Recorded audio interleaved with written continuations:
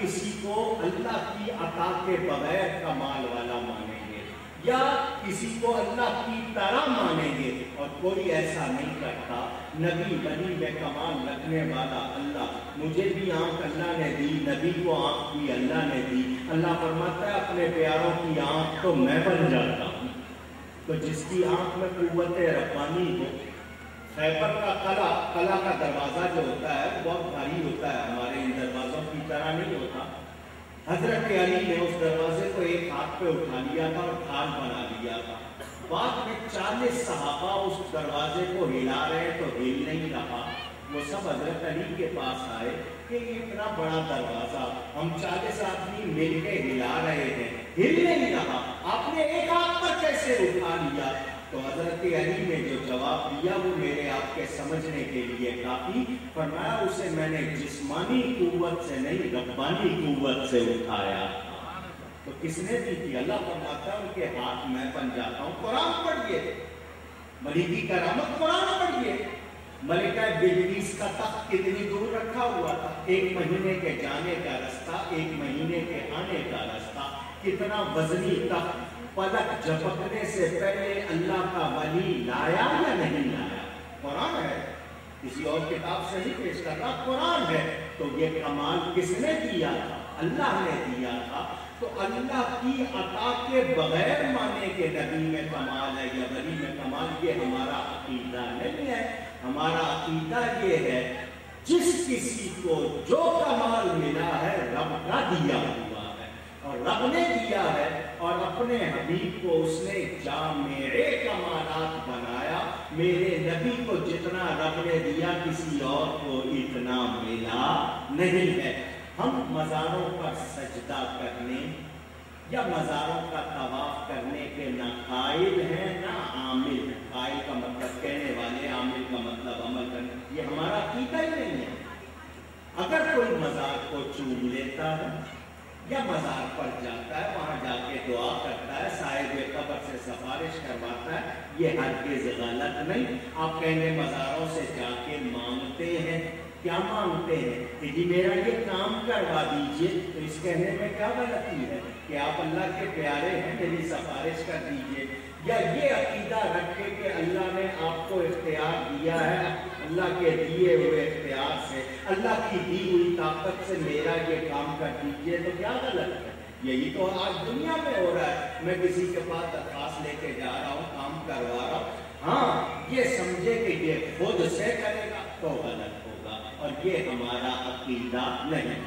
شرک کے حوالے سے میں نے آپ کو اتنی بات بتا دی۔ آئیے اب بدعت کے حوالے سے 2-3 باتیں کر دوں، کیونکہ اس پر بھی بہت شور ہوتا ہے۔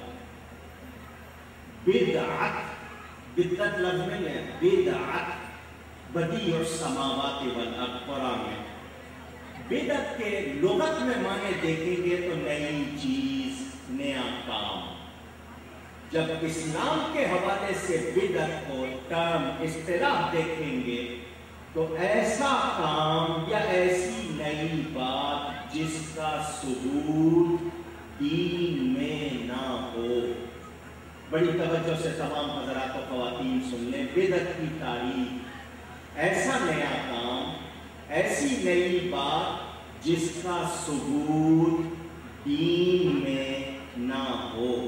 اگر دین میں اس کا ثبوت ہے تو اس کو بدعت کہہ سکتے نہیں۔ آئیے میں آپ کے سامنے رکھتا ہوں، یہ میرے سامنے مائک ہے، آپ کے سامنے اسپیکر ہے، میں اس سے آواز دے رہا ہوں، وہاں سے آپ کو آواز پہنچ رہی ہے۔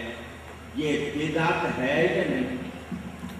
نئی چیز پہلے نہیں تھی۔ وہ لوگ جو بدعت کو غلط کہتے ہیں وہ تعریف کرتی ہے جو چیز حضور کے زمانے میں نہیں تھی اور اب ہے وہ بدعت ہے۔ ایسا ہی ایک شخص میرے والد صاحب کے پاس آیا تھا، والد صاحب گھر میں بیٹھے کتاب پڑھ رہے تھے، اس نے آ کر کہا کہ یہ میلاد منانا بدعت ہے۔ تو اس کے جملے سے اندازہ ہو گیا والد صاحب کو کہ یہ کتنا بڑا عالم ہے۔ تو والد صاحب نے اس سے پوچھا بدعت کی تعریف کیا ہے؟ تو وہ کہنے لگا جو چیز حضور کے زمانے میں نہیں تھی اور اب ہے وہ بدعت ہے۔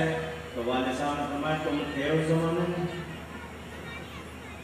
तुम भी तो नहीं थे, तुम तो सर से पाँव तक पे थे। तो अगर यही तारीफ है, अब आप सुनिए, कुरान करीम आज हमारे पास मौजूद है, जिस शक्ल में मौजूद है, क्या इस तरह छपा हुआ हुजूर के ज़माने में था? उस पर रुकू लगे हुए थे, पारों में तकसीम की, ज़ेर ज़बरें लगी हुई थी, तो चमड़े पे लिखा हुआ था, खाल पे, हड्डी पे, लकड़ी पे, पत्तों पे लिखा हुआ था। ये किताबी शक्ल में कहाँ था? न रुकू लगे हुए, न ज़ेर ज़बर थे उस पर, न 30 पारों में, पारा कहते हैं टुकड़े को, 30 टुकड़ों में उसकी तकसीम थी। ये सब कुछ था उस वक्त? नहीं। तो फिर इसको क्या कहेंगे? मदरसे थे इस तरह, उनमें पीरियड थे, हदीस की किताबें इस तरह थी, उनकी शरहें थी, ये फिक़्ह की तदरीन इस तरह हो चुकी थी, दस्तारबंदी के जलसे होते थे, हज के सिवा कोई इज्तिमा होता था। मैं 3000 चीज़ों की लिस्ट बना दूंगा, मुझे बताएं वो कहाँ थे। अगर इस तरह कहेंगे तो कुछ भी नहीं बचेगा। मैंने बिदअत की सही तारीफ आपको बताई कि ऐसा नया काम जिसका सबूत दीन में ना हो, और अदिल्ला शरइया 4 है, किताबुल्लाह, सुन्नत रसूलुल्लाह, इजमा और क़ियास। जो इन चारों से साबित हो जाए उसको दीन माना जाएगा। वो दीन है, वो हमारे लिए काबिल अमल है, सारी उम्मत उस पर अमल करती है। तो उसको छोड़कर मैं और आप गुमराही पे जाएंगे। अब कोई कहे मीलाद मनाना बेदत, 11वीं करना बेदत, ये करना बेदत, किताबों में लिख दिया सेरा बांधना शेर का ये इस तरह की चीजें लिखकर क्या होगा सिवाय उलझाओ के? कुछ नहीं, क्योंकि ये काम या तो वो खुद ना करें, जो बेदत कह रहे हैं वो खुद ना करें। जब वो खुद सब के सब जुलूस निकालना मीलादुन नबी का हदीस से साबित, मीलाद मनाना कुरान और हदीस से साबित। मैंने इस मौजू पर किताब भी लिखी है, तकरीरें भी की है। तो लफ्ज़े बिदअत उस काम को कहेंगे, वो काम जिसका सबूत दीन में ना हो, और जिसका सबूत दीन में है उसको हम गलत या नाजायज नहीं कह सकते। तो याद रहे, मसलन एक होता है दीन में नई बात डालना, और एक होता है दीन के लिए नया तरीका। इसको एहदास फिद्दी, एहदास लिद्दी। मैं समझा देता हूँ। डॉक्टर ने आपको, हकीम ने लिखा कि आप शरबते बनफ्शा पिए। अब आपने शरबते बनफ्शा बनाना है, आपको चूल्हा भी चाहिए, देगची भी चाहिए, चीनी भी चाहिए, आग जलाने के लिए लकड़ी भी चाहिए, दिया सलाई भी चाहिए, जितना सामान चाहिए, ये सब कुछ बनफ्शा में नहीं है, बनफ्शा के लिए है। क्योंकि हासिल बनफ्शा करना है तो ये उसके लिए है, उसमें नहीं। तो आज दीन को फैलाने के तरीकों को भी अगर बिदअत कहा जाएगा तो फिर क्या करेंगे?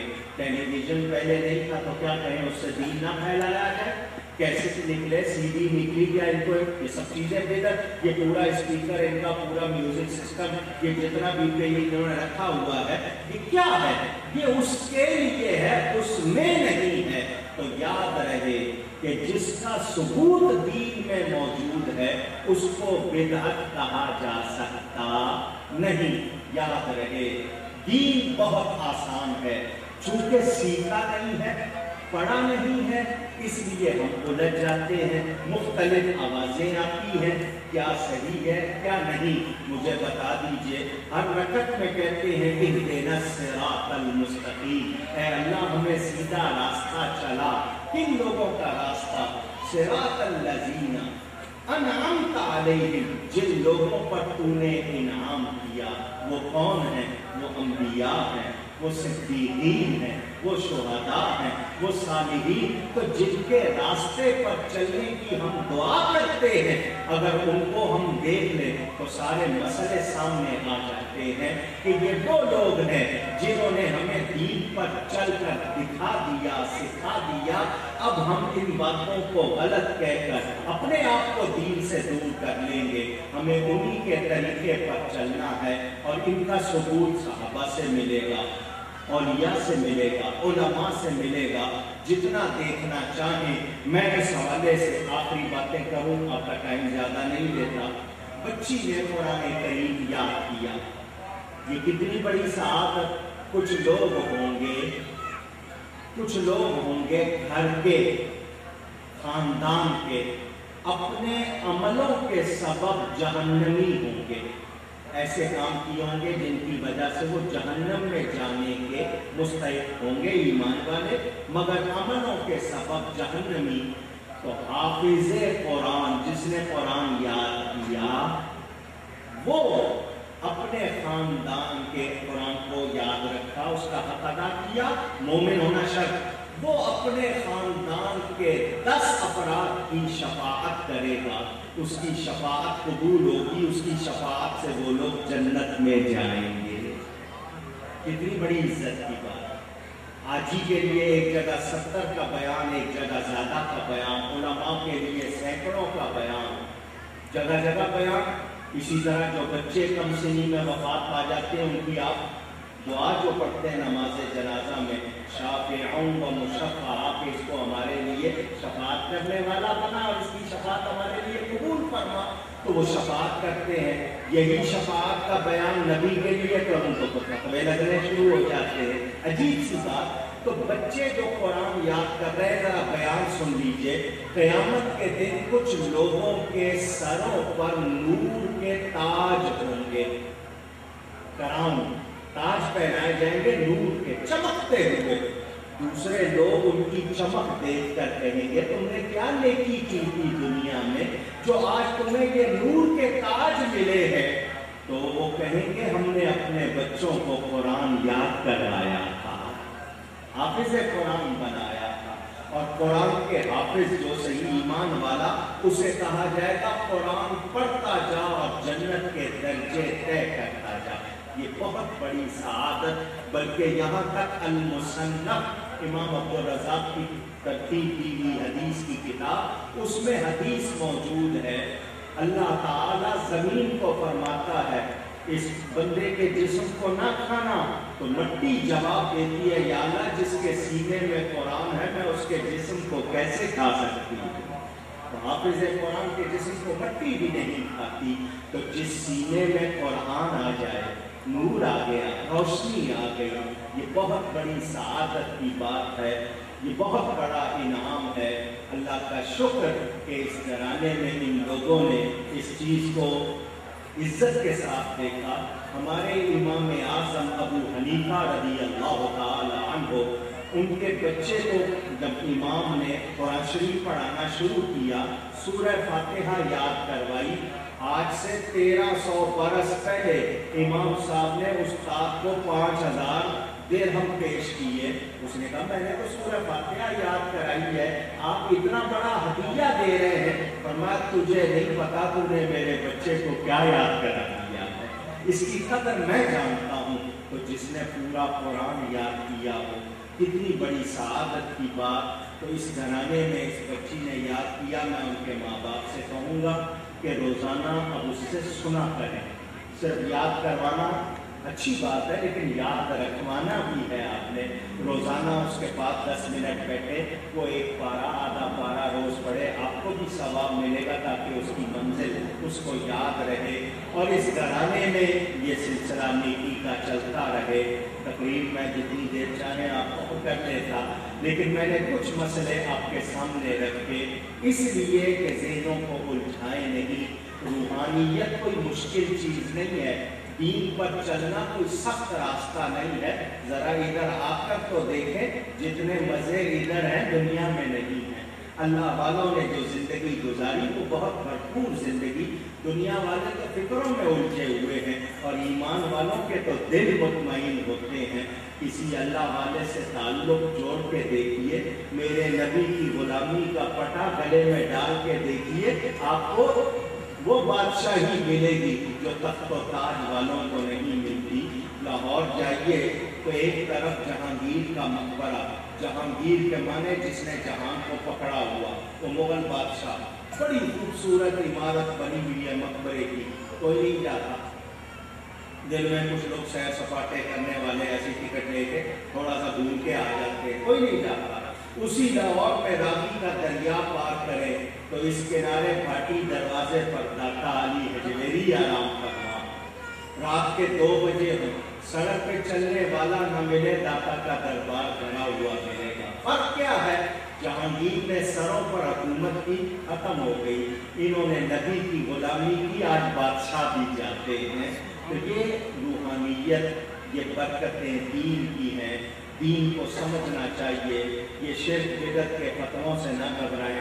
الحمدللہ ہم مسلمان ہیں، مواہب ہیں، اللہ تعالی ہمیں فتنوں سے بچائے، اس وطن میں دین کی بہاریں عطا فرمائے۔ یہ آج ہمارے ہی اعمال کی شامت ہے جو ہم دیکھ رہے ہیں، یہ ہمارے کرتوت ہے جو مصیبتوں کی صورت ہے۔ اللہ ہمیں سچی توبہ کی بھی توفیق عطا فرمائے۔ مجھ سے گفتگو میں کہیں کوئی غلطی ہوئی ہو، اللہ کی بارگاہ میں توبہ کرتا ہوں۔ پھر مبارکباد